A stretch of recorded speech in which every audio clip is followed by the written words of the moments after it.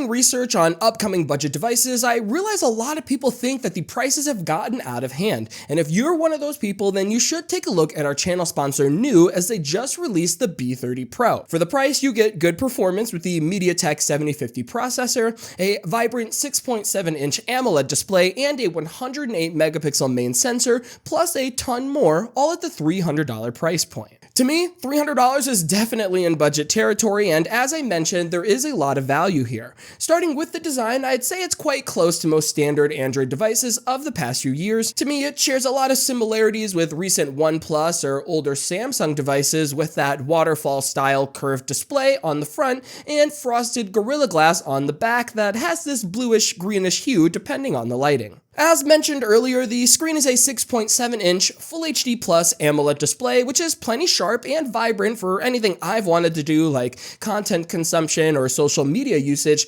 but what really makes the phone feel premium is the 120Hz refresh rate. You'll have to manually turn it on in the settings, and once you do, everything from scrolling through the OS to games that support it feel a lot smoother, which definitely helps maximize that huge, vibrant display. Other specs include a MediaTek Dimensity 750, which is an 8-core CPU, or in other words, a decent mid-range chip able to keep up with most daily tasks, but thanks to that 12 gigs of RAM, I feel I can push the device a bit further, especially during gaming.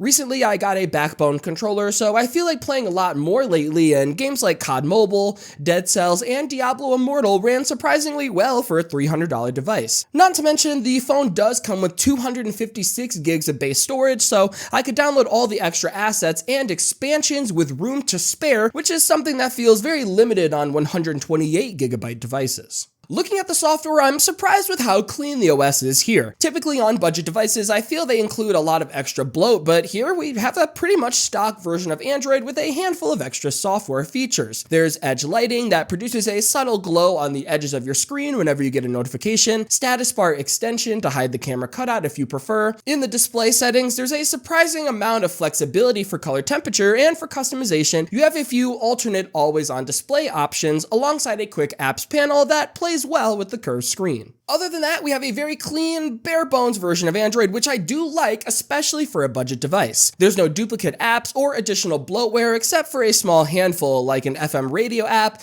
voice recorder, compass, and a shortcut to news support page. Everything else uses Google's proprietary app, so the gallery is just Google Photos, the file manager is Google's stock app, and as a whole, you're expected to use Google services for messages, contacts, and more. I'd say the launcher is pretty stock as well. There's not much in terms of customization, but again, it's clean with no bloat. Probably the only thing you should be aware of is the Android version. Currently, we're running Android 13, which is fine, but New does say Android 14 is in the works. Talking about cameras real quick, we do have a triple camera setup as mentioned earlier. So there's a 108 megapixel primary lens, an 8 megapixel ultra wide, and a 2 megapixel macro lens. Photos are fine for the most part in daylight scenarios, although I would personally only use that primary since it normally produces the best results, but the ultra wide is a good feature to have as well if need be. It's also worth mentioning we have a 32 megapixel front facing camera. Typically I don't ever take selfies, but for those that do, it should be serviceable for social media needs, or more realistically for me, video calls. The camera app itself is great. It has a simple UI with a few camera modes to help you get the most out of the hardware, like a night mode,